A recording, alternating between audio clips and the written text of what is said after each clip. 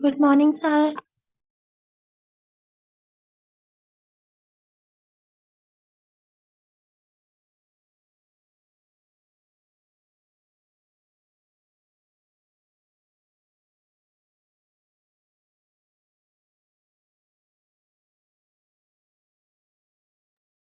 Good morning. Good morning.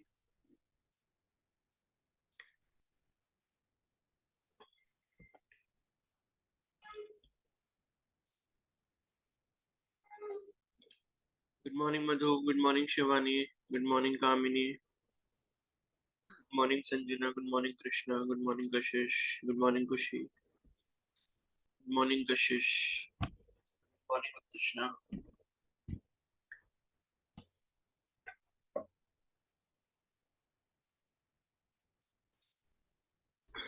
Questions कर लिए सभी ने?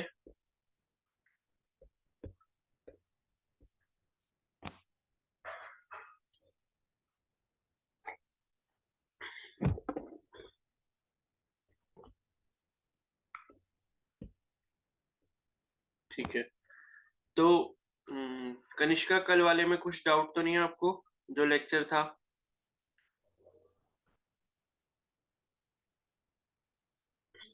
नहीं। ठीक है।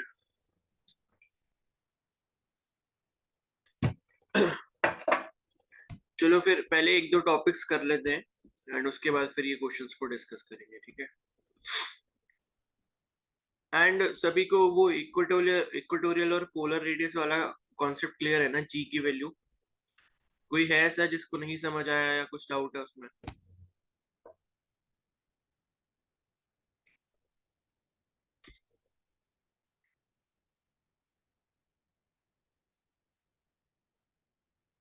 बता दो बाकी लोग भी।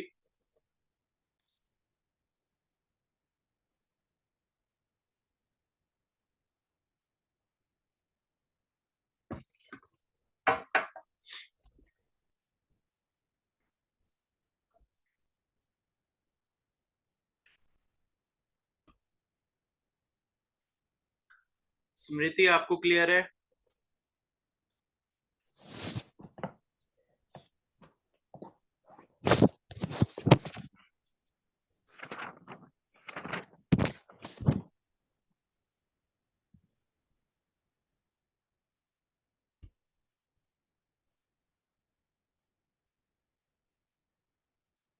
चलो ठीक है।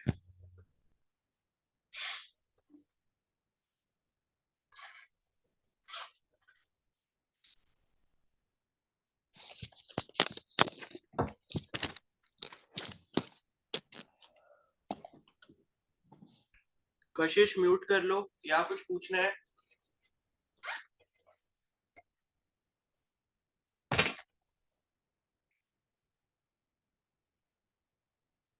बेटा शाम को क्लास है, ठीक है?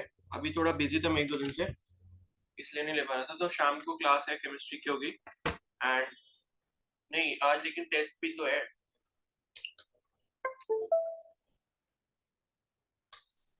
टेस्ट भी है ना?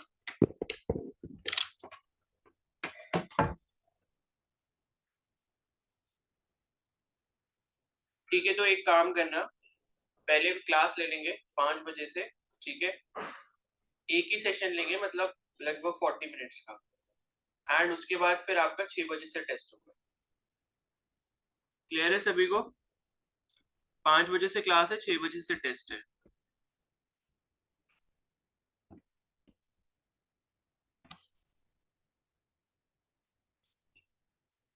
या मतलब 5:45 से ही कर लेंगे टेस्ट। लिंक तो मैं आपको तुरंत भेज ही दूंगा क्लास होने के बाद। तो टेस्ट के तुरंत बाद आप 5:45 से कर लेना। फिर देख लेंगे जितने भी क्वेश्चंस होंगे उसके अकॉर्डिंग मैं आपको डेडलाइन दे दूंगा, ठीक है? चलो फिर आगे बढ़ते हैं।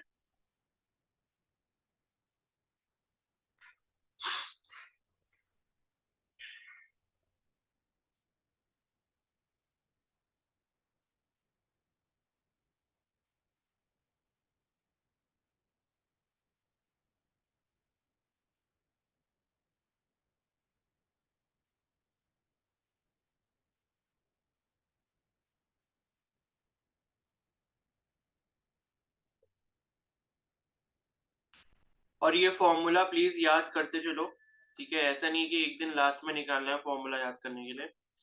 ये फॉर्मूले आपको सारे याद होने चाहिए, चाहे तो आप एक छोटी सी कॉपी भी बना सकते हो उसके लिए, जिसपे आप जो भी फॉर्मूलाज अब होते जा रहे हैं चैप्टर्स में वो आप याद करते रहो, ठीक है?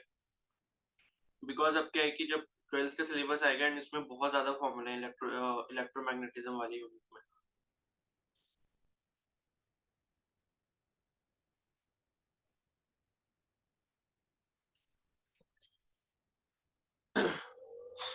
तो अब जो नेक्स्ट टॉपिक है वो है ग्रेविटेशनल पोटेंशियल एनर्जी।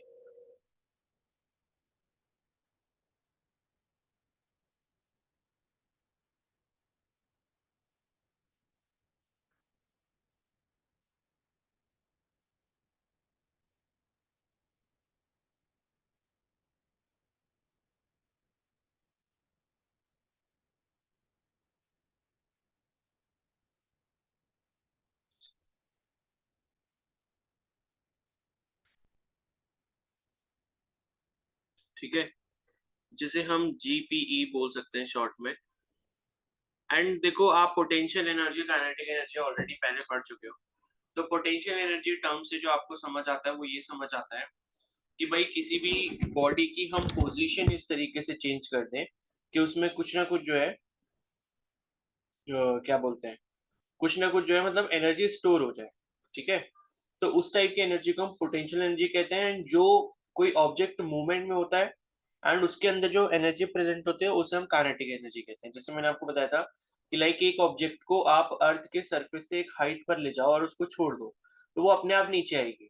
अब आपने उसमें क्या किया, हाइट दी है, हाइट देने से क्या हुआ, उसमें पोटेंशियल एनर्जी mgh आ गई, ठीक है? या इसी तरीके से किसी ऊपर वाले लेवल से आप पानी को छोड़ते हो तो पानी बहता हुआ आएगा एंड पानी के अंदर जो काइनेटिक एनर्जी होगी उसके बीच में अगर आप टरबाइन को रख देते हो तो वो उसके ब्लेड्स को रोटेट करेगी एंड जिससे हम क्या कर सकते हैं, इलेक्ट्रिसिटी को जनरेट कर सकते हैं, ठीक है?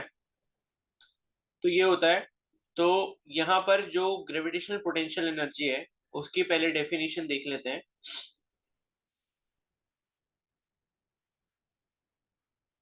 एंड डेफिनेशन से फिर आपको समझ आ जाएगा।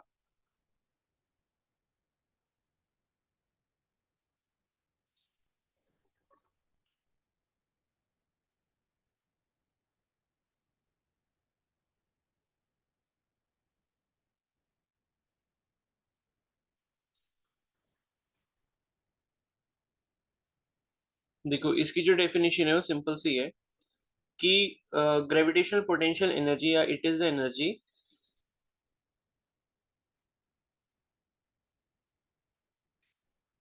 possessed or acquired by an object, possessed by an object due to a change in its position,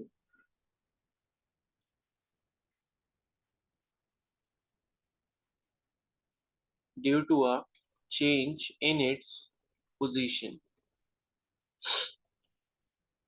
ठीक है? when it is present in a gravitational, when it is present in a gravitational field,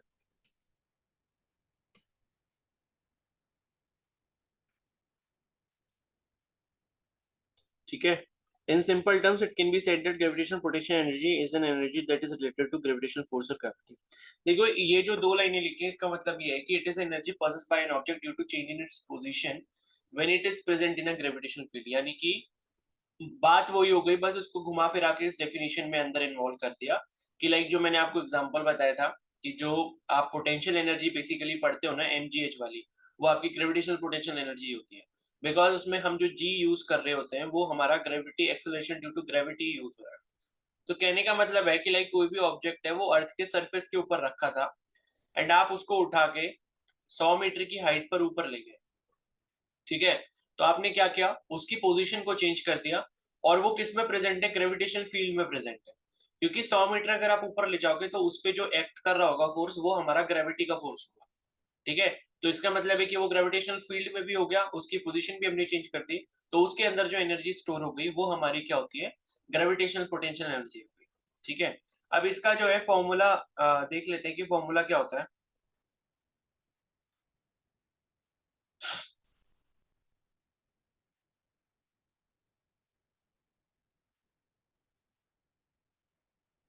तो देखो यहाँ पर इसका formula like जो निकालते हैं हम वो कैसे निकालते हैं, तो हम ये मान लेते हैं कि मतलब देखो ग्रेविटेशनल एनर्जी वही होगी इसके अंदर जो इस पे फोर्स लग रहा होगा, ठीक है। मतलब ये अगर सपोज अर्थ है एंड ये अर्थ के, मतलब ये अर्थ के जो सेंटर है, मतलब इस पर अर्थ का सेंटर क्या लगा रहा है, फोर्स लगा रहा है। और कोई भी ऑब्जेक्ट है, मान लो यहाँ पे हम किसी ऑब्जेक्ट को ले जाते हैं, ठीक है। तो कोई भी ऑब्जेक्ट मान लो यहाँ पर है या यहाँ पर है, कहीं पर भी हो सकता है, और उस पर जो काम कर रही है वो अर्थ की ग्रेविटी कर रही है, ठीक है। अर्थ की ग्रेविटी क्या कर रही है, उस पर फोर्स लगा रही है। तो बेसिकली हो क्या रहा है, जितना हाइट आप ऊपर लेके जाओगे उतना ज्यादा क्या होगा यहाँ पे, मतलब ये है कि इसमें जो फोर्स है वो फोर्स, मतलब ये है कि फोर्स किस पे डिपेंड करेगा, जी की वैल्यू पे डिपेंड करेगा, ठीक है। फोर्स जो इस पे लग रहा है वो जी की वैल्यू पे डिपेंड करेगा, बिकॉज क्या है, या मतलब क्या है कि मास पे डिपेंड करेगा, यानी कि जितना ज्यादा बॉडी का मास होगा उतना ज्यादा उस पे क्या लग रहा होगा, फोर्स लग रहा होगा, F is equal to M G.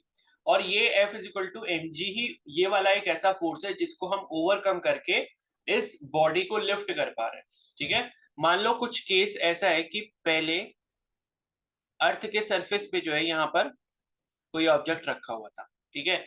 यहाँ पर इसकी पोजीशन थी, इनिशियल पोजीशन हम आई मान लेते हैं, एंड इसका मास सपोज एम है, और इस पे कुछ ना कुछ क्या लग रहा है, ग्रेविटेशनल फोर्स लग रहा है, जो कि कितने के बराबर है, F is equal to M g के बराबर है, या फिर इसके खुद के वेट के बराबर है, ठीक है।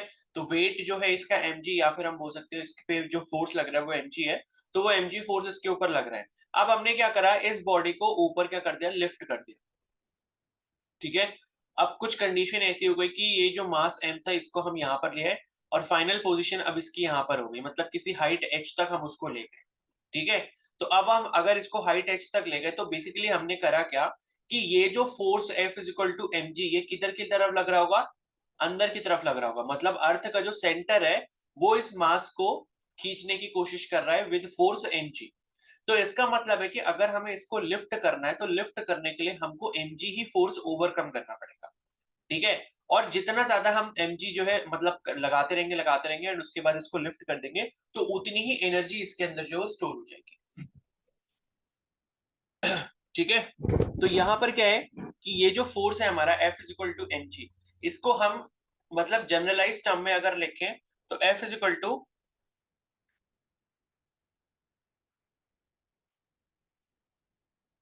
जी M e m upon r square, ये लिख सकते हैं, ठीक है। या मैं इसको कैपिटल आर लिख देता हूँ। तो इसमें जब आप देखोगे कि इसमें जो ये चीज है ना, जी एम ई अपॉन ये रेडियस है अर्थ का, इसका स्क्वायर, ये चीज, और इसको हमने स्मॉल एम से मल्टीप्लाई किया, स्मॉल एम जो है मास ऑफ द ऑब्जेक्ट है, और ये जो आप पूरी चीज देख रहे हो ये जो ब्रैकेट के अंदर है ये आपकी स्मॉल जी की वैल्यू है। अब हम इसको ऐसे इसलिए लेते हैं बिकॉज कल ही हमने डिस्कस करा था कि इक्वेटर पे और पोल्स पे स्मॉल जी की वैल्यू जो है वो वेरी कर सकते हैं। तो इस वजह से अगर हम इस फॉर्मूला को यूज करते हैं तो मास ऑफ द अर्थ और रेडियस ऑफ द अर्थ जो भी होगी, अगर हम इक्वेटर की बात करेंगे तो उसमें इक्वेटोरियल रेडियस को डाल देंगे, और अगर हम पोल्स की बात करेंगे तो पोलर रेडियस को डाल देंगे, ठीक है। तो इसलिए हम जनरलाइज फॉर्मूला ये यूज करते हैं कि ये वाला जो फोर्स है ये उस ऑब्जेक्ट के ऊपर लग रहा है। अब यही फोर्स को ओवरकम करने के लिए जितनी हम एनर्जी मतलब देंगे उस ऑब्जेक्ट को, और वो उतनी ही उसमें स्टोर हो जाएगी। मतलब ये है कि इस पे इतना फोर्स लग रहा है तो इतनी ही एनर्जी या इससे ज्यादा एनर्जी जो है वो हमें इस ऑब्जेक्ट को देनी पड़ेगी, सो दैट कि हम इसको लिफ्ट कर पाए या किसी बड़े मास से इसको दूर कर पाए, ठीक है। तो जो हम एनर्जी देंगे वही एनर्जी इसके अंदर क्या हो जाएगी, स्टोर हो जाएगी। तो ये जो आपका एफ है, इसी यही जो आपकी मतलब अगर हमें पोटेंशियल एनर्जी निकालनी है तो मैं ये बोलता हूँ कि मान लो इनिशियल पोजीशन से फाइनल पोजीशन, ठीक है। मान लो जो वर्क डन हो रहा है एफ मतलब ये जो फोर्स है उसको मतलब जितना फोर्स लग रहा है उतना ही हमें क्या करना पड़ेगा, वर्क डन करना पड़ेगा पोजीशन 1 से लेके पोजीशन 2 के बीच में उसको लिफ्ट करने के लिए। तो W12 की जो वैल्यू है वो हम क्या कर देंगे, इंटीग्रेट कर देंगे विद लिमिट्स 1 से 2, ठीक है, इनिशियल से फाइनल पोजीशन। और उसके बाद यहाँ पर जो हमारे पास ये आया था G M m upon r square, ठीक है, इतना फोर्स लग रहा था, और यहाँ पर डी आर कर देंगे, डी आर के रिस्पेक्ट में इंटीग्रेट करेंगे। अब डी आर के रिस्पेक्ट में इंटीग्रेट क्यों कर रहे हैं, बिकॉज आपको पता है भाई कि डी डब्ल्यू की जो वैल्यू होती है वो क्या होती है, एफ डी आर होती है। अगर छोटा सा अमाउंट ऑफ वर्क डन होगा तो उसे हम क्या करते हैं, फोर्स को छोटे से डिस्प्लेसमेंट डी आर से मल्टीप्लाई कर देता है। ये चीज हम पहले भी ऑलरेडी कर चुके हैं। तो अगर हमें W की वैल्यू निकालनी होगी तो हम क्या करेंगे, दोनों साइड इंटीग्रेट कर देंगे और dW जो है वो हमारा W बन जाएगा और राइट साइड में जो FDR है उसका इंटीग्रेशन हो जाएगा। और F जो है वो हमारा एक कांस्टेंट फोर्स है यहाँ पे, ठीक है। अब कांस्टेंट कैसे है, बिकॉज ऊपर आप देख सकते हो F की जो वैल्यू है वो हमारे पास क्या है, G capital M small m upon R square. तो G हमारा यूनिवर्सल ग्रेविटेशनल कांस्टेंट है, ठीक है। तो एक कांस्टेंट हो गया। Mass of the earth constant है, radius of the earth particular position के लिए कांस्टेंट होगी और मास ऑफ द ऑब्जेक्ट वो भी कांस्टेंट होगा। तो पूरा का पूरा जो फोर्स है वो कांस्टेंट है, बस हमारी क्या चेंज हो रही है, डिस्प्लेसमेंट चेंज हो रही है, ठीक है। इसीलिए हमने क्या कहा कि भाई अगर छोटे से डिस्प्लेसमेंट से हमने ऑब्जेक्ट को ऊपर उठाना है तो उसमें हमें छोटा सा काम dw करना पड़ेगा, जो कि dw की वैल्यू fdr के बराबर हो जाएगी। तो अगर मैं w की वैल्यू निकालना चाहता हूं यहां से, तो मैं क्या करूंगा, दोनों तरफ इसको इंटीग्रेट कर दूंगा। तो ये जो मेरी वैल्यू बन जाएगी वो इस तरीके से बन जाएगी। अब मान लो मैं 1 से लेके 2 पोजीशन तक इसको लेके जा रहा हूँ, ठीक है, मतलब R1 से लेके R2 तक लेके जा रहा हूँ। R1 क्या है, कोई पर्टिकुलर डिस्टेंस है, एक इनिशियल पॉइंट से, ओरिजिनल पॉइंट से, और और जो पॉइंट 2 है वो आपका फाइनल पॉइंट है। तो 1 से 2 के बीच में जो है मैं इसको डिस्प्लेस करवा रहा हूँ। तो उसके लिए अगर मैं वर्क डन कैलकुलेट करूंगा तो मैं इस तरीके से करूंगा। अब जब आप इसको इंटीग्रेट करते हो तो देखो यहाँ पर जो वेरिएबल टर्म है वो आपका ये वाला R स्क्वायर है टर्म, ठीक है। ये वाला जो r है, मतलब ये जो डिस्टेंस है, बेसिकली जो हम ये रेडियस की बात कर रहे थे, वो एक तरीके का डिस्टेंस ही वही चेंज होगा बार बार। तो यहाँ पर जो कैपिटल G है, कैपिटल M है, यानी कि universal gravitational constant, mass of the अर्थ और जो मास ऑफ द ऑब्जेक्ट है, ये तो कांस्टेंट हो गया। और बाकी जो बचा यहाँ पर वो बचा आपका 1/r स्क्वायर dr, ठीक है। बिकॉज हम dr के रिस्पेक्ट में इंटीग्रेट कर रहे हैं, यानी कि इस डिस्टेंस को ही चेंज कर रहे हैं। और ये डिस्टेंस बेसिकली पहले हम रेडियस इसको तब मानते हैं, देखो रेडियस हम कब मानते हैं, जब हम इसको, अगर हम कोई ऑब्जेक्ट जो है सरफेस पे यहाँ पर रखा हुआ है, तो ये वाला जो सेंटर O से लेके यहाँ तक का डिस्टेंस है, यहाँ तक का, वो आपका जो डिस्टेंस होता है वो रेडियस ऑफ द अर्थ हो जाता है। लेकिन अब हम मान लो इस ऑब्जेक्ट को यहाँ पर ले आए, इस पोजीशन पे ले आए, तो ये कुछ और डिस्टेंस हो, ठीक है। तो इसको हमने जनरलाइज डिस्टेंस r मान लिया, आर ई नहीं मान रहे हैं, बिकॉज हम क्या कह रहे हैं कि अब मान लो कोई भी पोजीशन हो सकती है, कि मान लो आपने पहले ही 10 मीटर उसको उठा के रखा हुआ है ऑब्जेक्ट को, और अब 10 मीटर से आप 20 मीटर ऊपर लेके जा रहे हो। तो इनिशियल पॉइंट आपका 10 मीटर पे हो गया, फाइनल पॉइंट आपका 20 मीटर पे हो गया, तो वो आपका r हो गया, ठीक है। तो अब आप इसको जब इंटीग्रेट करते हो तो 1/r स्क्वायर का जो इंटीग्रेशन होगा वो आपका क्या हो जाएगा, g capital M small m, और ये जो आपका इंटीग्रेशन हो जाएगा ये हो जाएगा -1/r, और इसकी लिमिट हो जाएगी 1 से 2 तक, ठीक है। तो -g capital M small m, और ये हो जाएगा 1 bye final -1 by initial value, यानी कि upper limit minus lower limit, ठीक है। तो r की जगह जो मैंने लिमिट रख दी r2 -r1, 1/r2 -1/r1, ठीक है। तो ये जो फॉर्मूला है यही हमारा gravitational formula, gravitational potential energy का फॉर्मूला है, मतलब इतना जो हमने वर्क डन किया है यही वर्क डन किया है as it's potential energy store हो चुका है।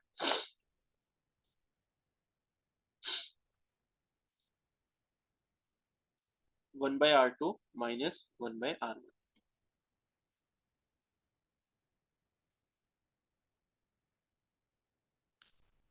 ठीक है। और कई बार ऐसा भी हमें मतलब फॉर्मूला यूज कर सकते हैं, जैसे मान लो ये जो बाहर आपको माइनस साइन दिख रहा है, अगर आप इसको अंदर ले जाके मल्टीप्लाई कर लोगे तो -1/r1 जो वो आपका पॉजिटिव हो जाएगा और 1/r2 जो वो आपका नेगेटिव हो जाएगा। तो कुछ केसेस में आपको फॉर्मूला कुछ ऐसा भी दिख सकता है कि u is equal to G M m 1/r1 -1/r2। अगर मैं क्या करता हूँ, बाहर वाले माइनस साइन को अंदर मल्टीप्लाई कर देता हूँ, ठीक है। लेकिन आपको यहाँ पर ध्यान क्या रखना है कि R2 की जो वैल्यू होगी वो R1 से बड़ी है, मतलब भाई जो हमारा फाइनल पॉइंट होगा वो अर्थ के सेंटर से ज्यादा डिस्टेंस पे होगा, एज कंपैरेटिवली जो हमारा इनिशियल पॉइंट होगा वो हमारा सेंटर से कम डिस्टेंस पे होगा, ठीक है। तो इस वजह से R2 की जो वैल्यू वो हमारी R1 से ज्यादा होगी। तो ये जो फॉर्मूला है ये हमारा किस चीज के लिए होता है, ये होता है आपके ग्रेविटेशनल पोटेंशियल एनर्जी के लिए, ठीक है। तो अब जब आप इसकी न्यूमेरिकल करोगे तो आप और अच्छे से समझ जाओगे कि लाइक ये कैसे यूज होता है। क्लियर है, सभी को क्लियर है क्या?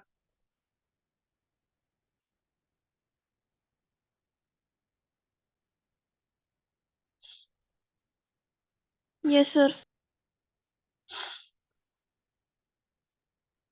Yes, sir.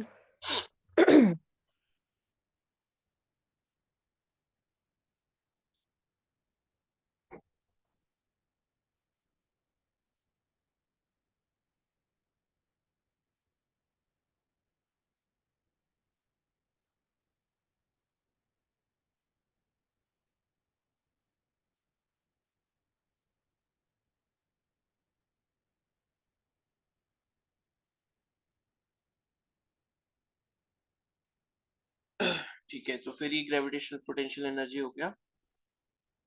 और बताओ इसकी यूनिट क्या होगी?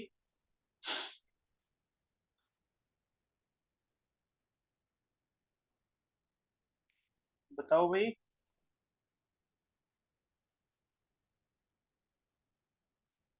जूल। और बाकी लोग?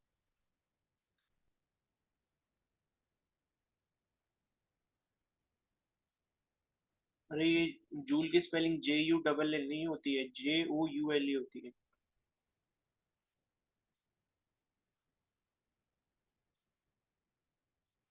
जूल होगी, ठीक है। दुनिया में किसी भी टाइप की एनर्जी हो। हाउस, ये क्या लिख रहे हो कृष्णा?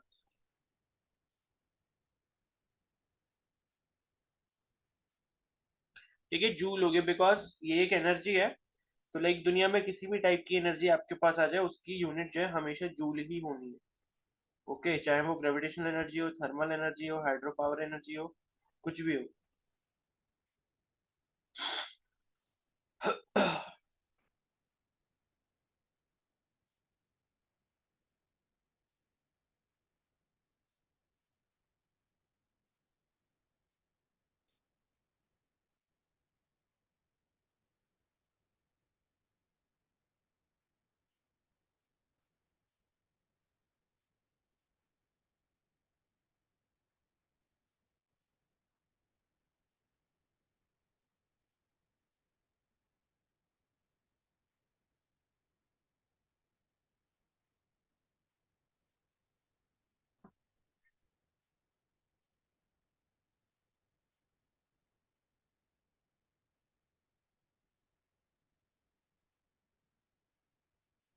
चलो ये हो गया फिर।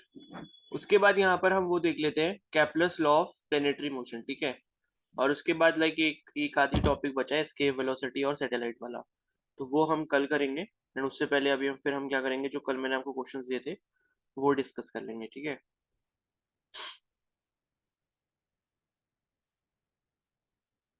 तो देखो, कैप्लर्स लॉ की बात कर लेते हैं हम इसके बाद।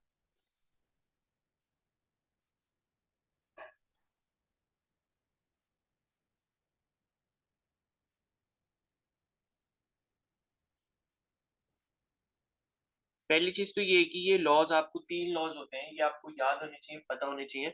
और इनके बेसिस पे कुछ न्यूमेरिकल भी होते हैं। तो कल मैंने वो न्यूमेरिकल इसलिए ऐड नहीं करे थे बिकॉज ये टॉपिक आपने पढ़ा नहीं था, तो आज मैं इसके न्यूमेरिकल भी आपको दे दूंगा। तो केपलर्स लॉज बेसिकली क्या है, ये किस चीज के लिए? For planetary motion. मतलब ये है कि हमारे यूनिवर्स में जो भी प्लैनेट्स हैं, तो वो जो रिवॉल्व करते हैं, या हमारी गैलेक्सी के अंदर जो भी प्लैनेट्स हैं वो जो रिवॉल्व करते हैं, उनका जो मोशन होता है, उस मोशन के लिए यहाँ पर लॉज दिए गए हैं, ठीक है। जैसे न्यूटन ने मोशन के लिए लॉज दिए थे, लेकिन वो प्लेनेटरी के लिए नहीं थे, वो किसके लिए थे? लीनियर मोशन के लिए थे, या मोशन इन प्लेन के लिए थे, ठीक है। तो वो किस चीज के लिए थे? मतलब मोशन के लिए थे। सिर्फ और सिर्फ लीनियर मोशन या प्लेन का मोशन हो, तो न्यूटन ने first law, second law, third law उस चीज के लिए दिया था।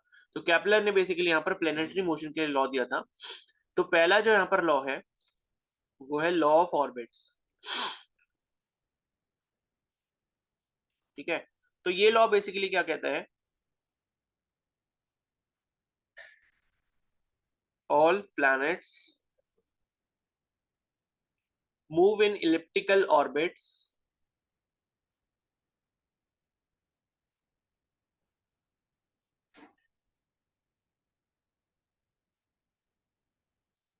with the sun situated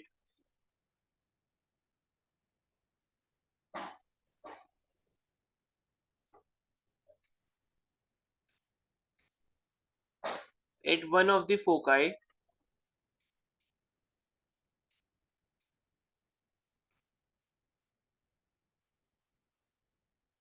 the ellipse.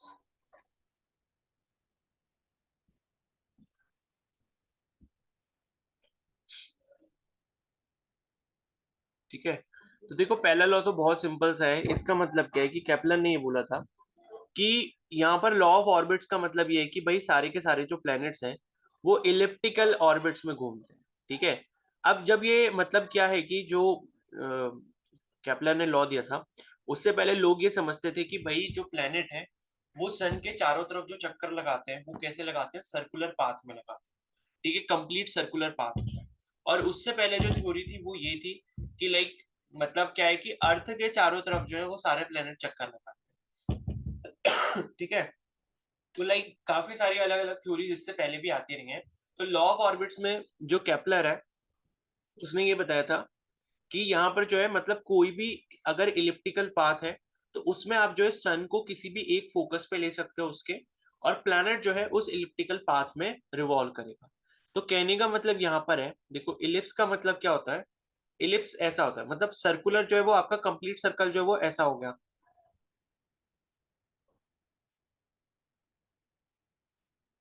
ठीक है, मान लो कि सर्कल जो है वो आपका ऐसा हो गया कंप्लीट सर्कल, लेकिन इलिप्स जो होता है,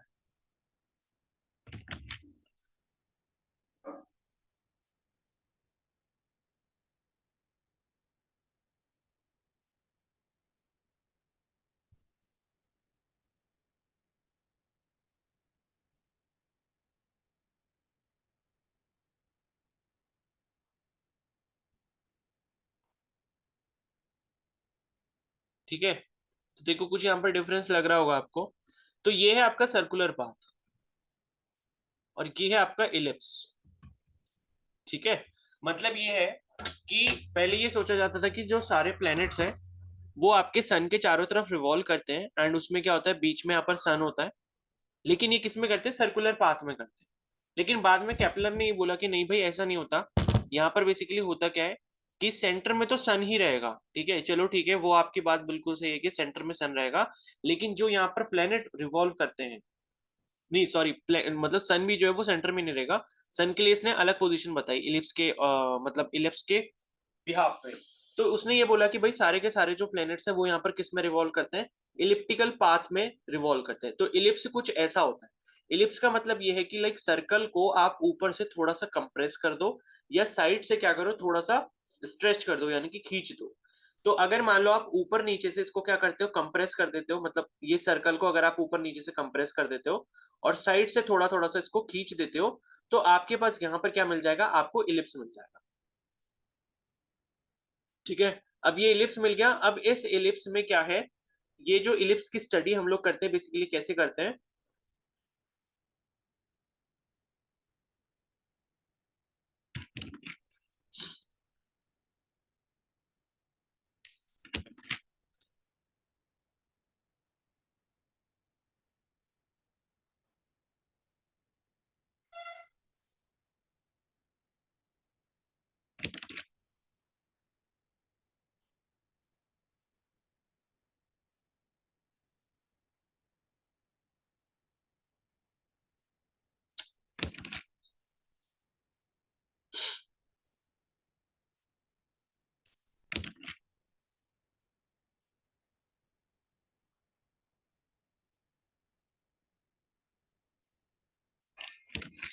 सेंटर में नहीं आ रहा ये।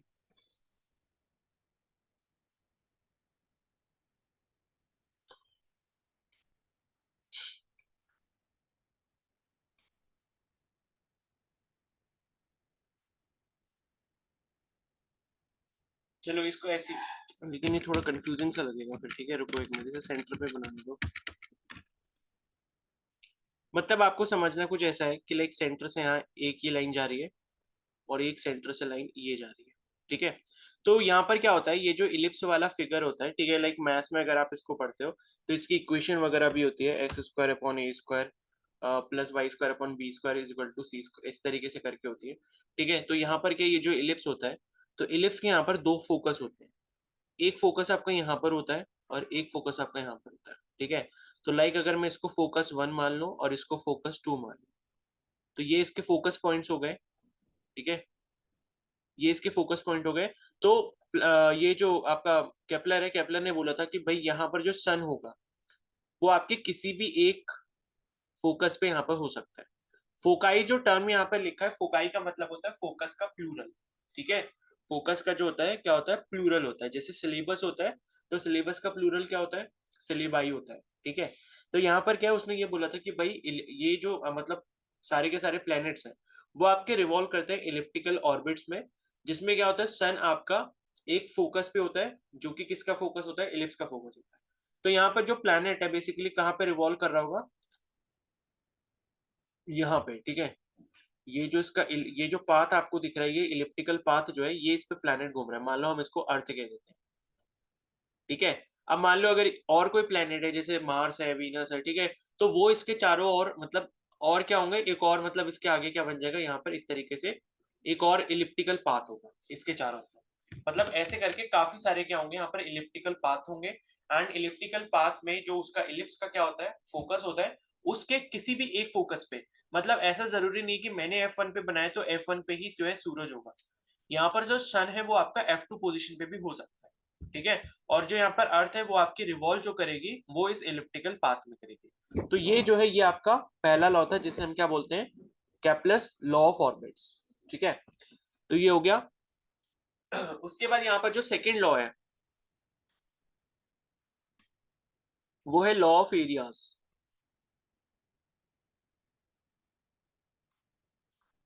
तो लॉ ऑफ एरियाज जो है वो ये कहता है, the line that joins the line that joins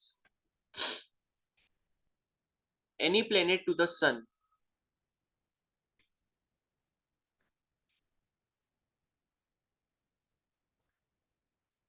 sweeps equal areas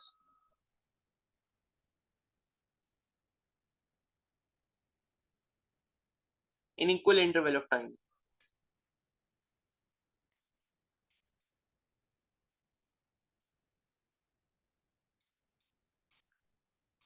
ठीक है, तो देखो इसका मतलब क्या है, मैं इसके लिए पहले एक फिगर बना लेता हूँ।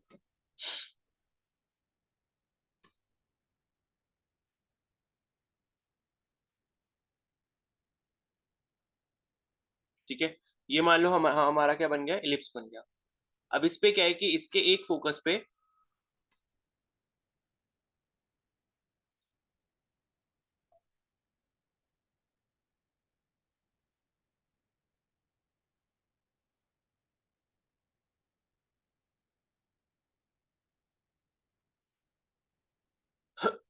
मान लो यहाँ पर इसका, ये यहाँ पर मान लो सन हो गया, ये इसका एक फोकस है, एंड इस फोकस पे हमने क्या मान लिया, सन मान लिया।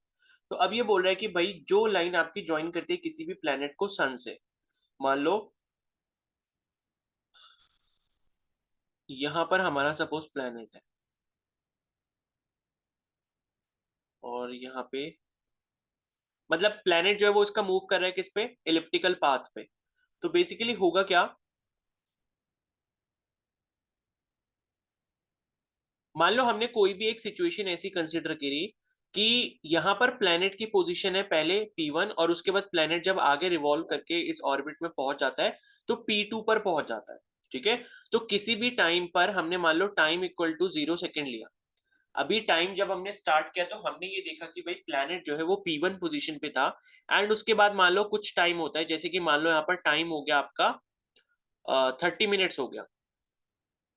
ठीक है, यहाँ पर आपका 0 मिनट ले लेते हैं, और वहां पर कितना हो गया, 30 मिनट्स हो गया। तो आपने देखा कि जब 0 मिनट मतलब जब आपने ऑब्जर्व करना स्टार्ट करा तो प्लेनेट जो था वो आपका P1 पोजीशन पे था, और उसके आधे घंटे बाद जब आप देखते हो तो प्लेनेट जो है वो आपका P2 पोजीशन पे पहुंच जाता है। ठीक है, अब यहाँ पर क्या है, जो इसमें एरिया बना है, ठीक है, इसमें एरिया जो बना है, यानी कि सन से अगर आप लाइन को ज्वाइन करते हो, किसकी, प्लैनेट की लाइन को, प्लैनेट की जहां पर पोजीशन थी, अगर आप उस लाइन को सन से ज्वाइन कर देते हो इस तरीके से। ठीक है, तो यहां पर जो ये जो आपको एरिया दिख रहा है, मान लो मैं ये एरिया जो है, इस एरिया को मैं नाम दे देता हूं, ये जो एरिया हो गया मान लो A1 बोल दिया मैंने इसे। ठीक है, अब दूसरा केस लेते हैं हम, मान लो दूसरा केस मैंने यहां पर लिया, यहां पर क्या था,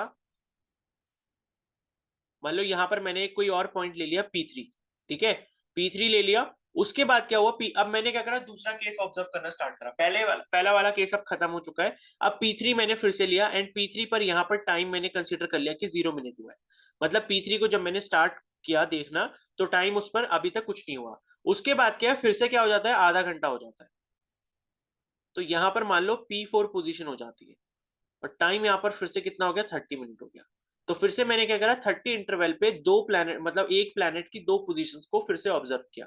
अब मैं क्या करता हूं, फिर से अगर मैं सन से इस लाइन को ज्वाइन कर देता हूं जो प्लैनेट की पोजीशन है, जो दूसरा वाला हमारा केस था, ठीक है, यहां पर भी आप देखोगे टाइम कितना हुआ, 30 मिनट हुआ, जो डेल्टा टी की वैल्यू है यानी कि चेंज इन टाइम है कितना है, 30 मिनट है, और यहाँ पे जो डेल्टा टी की वैल्यू थी वो भी कितनी थी, 30 मिनट ही थी।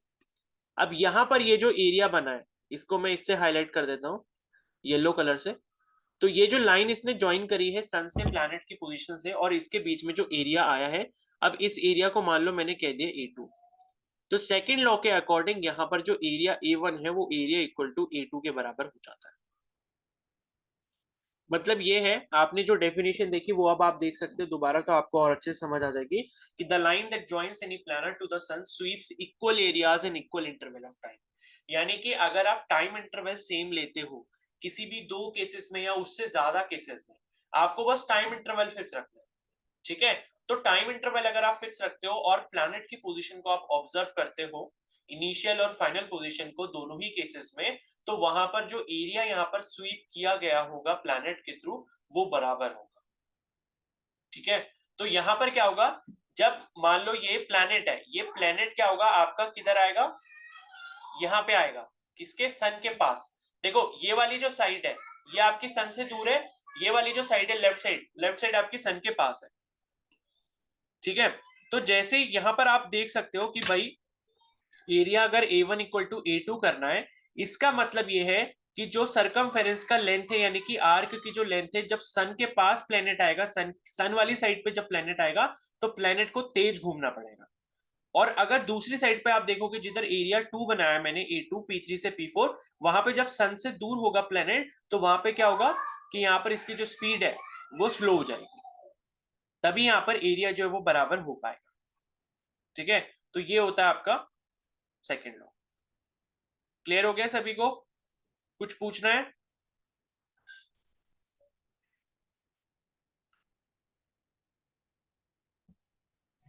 सर जो तीसरा आप लॉ फिर लास्ट तीसरा लॉ फिर इसके ब्रेक के बाद करेंगे, ठीक है, 8:30 से, क्या कह रहे हो बताओ। सर जो आपने लास्ट में बताया ना कि उसकी स्पीड कम होनी चाहिए। अभी वो नेक्स्ट वाले में पढ़ेंगे हम, ठीक है, और अच्छे से नेक्स्ट ओके वाला जो लॉ है उसमें आपको और समझ आ जाएगा,